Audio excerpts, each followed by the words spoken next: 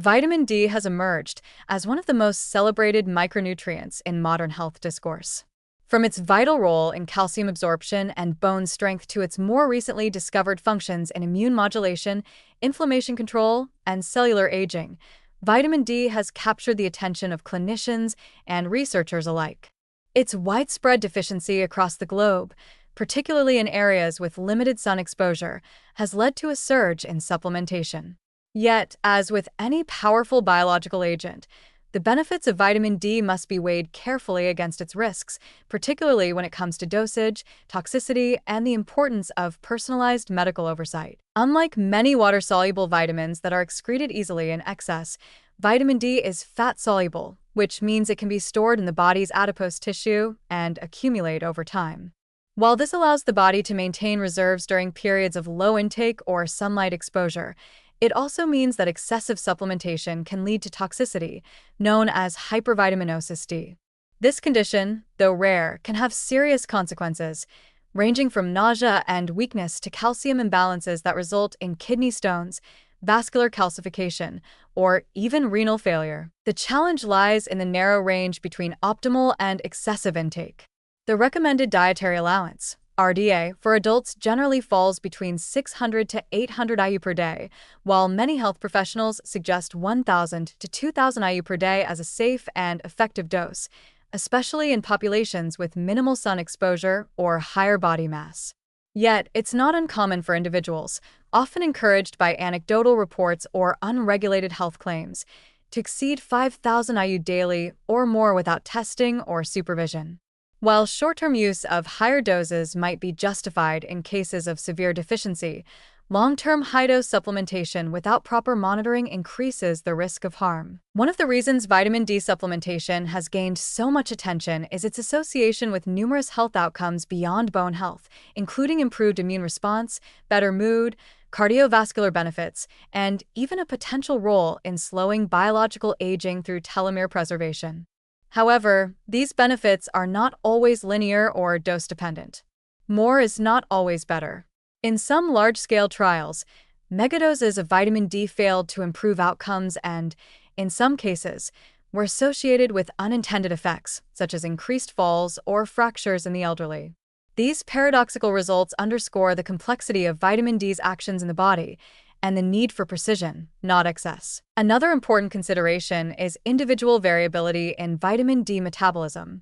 Genetic differences, body composition, kidney and liver function, age, and even medications can affect how vitamin D is absorbed, activated, and used in the body. For instance, obese individuals often require higher doses to reach sufficient serum levels because vitamin D can become sequestered in fat tissue. Conversely, someone with impaired kidney function may struggle to convert vitamin D into its active form, even if blood levels appear adequate. This reinforces the importance of testing blood levels, specifically serum 25-OH-D, before making decisions about supplementation. A safe and effective vitamin D regimen should ideally be guided by periodic lab assessments. Blood levels between 30 to 50 nanograms per milliliter are generally considered sufficient for most individuals, though some researchers argue that 50 to 70 nanograms per milliliter may offer additional benefits for those with autoimmune diseases or other chronic conditions. Importantly, toxicity tends to occur when levels exceed 150 nanograms per milliliter, which is usually only seen in cases of long-term, high-dose supplementation without monitoring. The source of vitamin D also matters. Most supplements contain vitamin D3, cholecalciferol, which is more potent and longer-lasting than D2, ergocalciferol. While both forms can raise blood levels, D3 is generally preferred. Some newer formulations also combine vitamin D with vitamin K2, which may help direct calcium to the bones rather than the arteries, potentially reducing the risk of calcification, a theoretical, though not yet universally accepted, protective measure. It's also worth noting that sun exposure remains the most natural source of vitamin D, triggering synthesis in the skin through UVB radiation. Just 10 to 20 minutes of midday sun exposure on the arms and legs during summer months can produce ample vitamin D in lighter-skinned individuals, though darker skin, aging, and sunscreen use can reduce this efficiency. Still, sunlight carries its own risks, especially in terms of skin cancer. So finding a balance between sun-derived and supplemental vitamin D remains a nuanced but essential aspect of modern health guidance. In summary, vitamin D supplementation offers tremendous health potential, from supporting skeletal integrity to enhancing immune defenses and possibly slowing biological aging.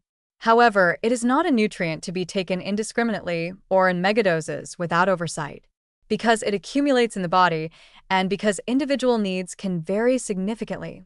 A test and adjust approach is the most responsible path forward. With routine blood testing, proper dosing, and medical input, vitamin D can be a powerful ally in preventive health and longevity, but like all powerful tools, it works best when used with care, precision, and respect for the body's complexity.